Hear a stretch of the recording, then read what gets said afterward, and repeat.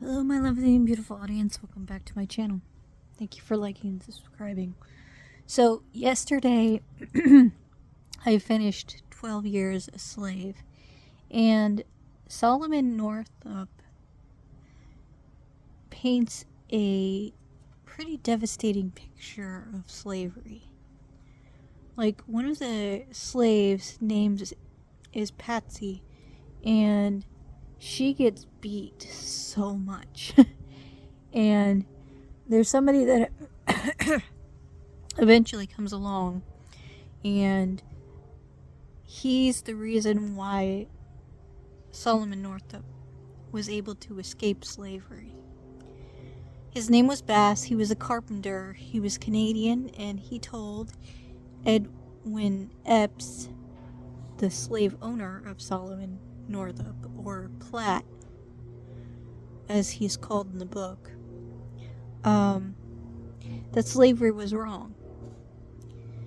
So one day when he's working on a house with Bass, he finally decides to tell somebody in a long time, in 12 years, because the first time he explained to somebody, his first owner, that he was a free man, he got beat so badly. It was a beating that he never forgot. So he decided that he would never tell anybody that he was a free man, because it wasn't worth it. So he explains all this to Bass, the carpenter, that he is a free man.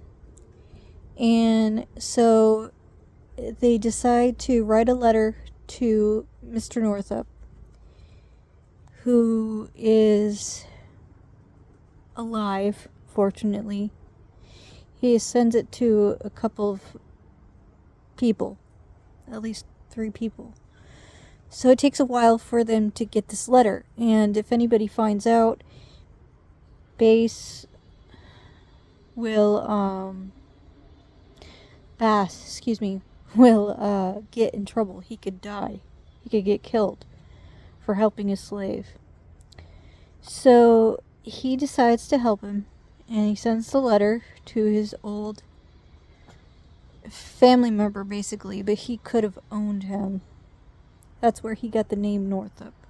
Like, his granddaddy was a slave, but not his father and not himself. They were free men. He lived in New York. He told Bass all about Canada and the places that he had been.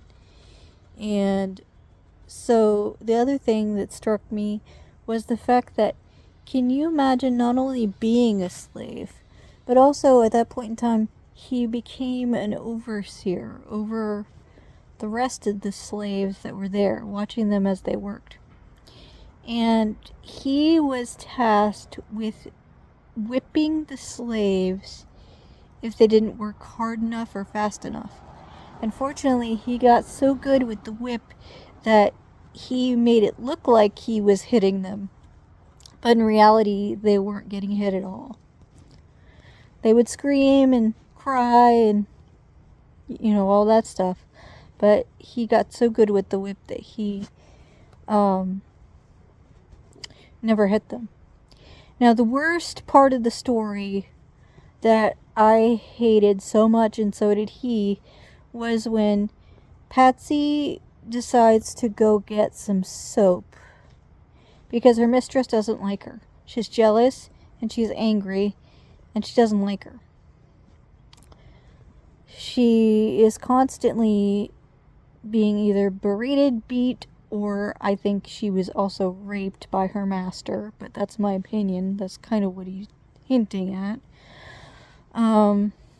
So she's trying to ignore her master most of the time, and Platt protects her. But because of this incident, and she was sharp-tongued to her master, she gets beat by Platt. He doesn't want to, but he says that he'll beat him if he doesn't do it.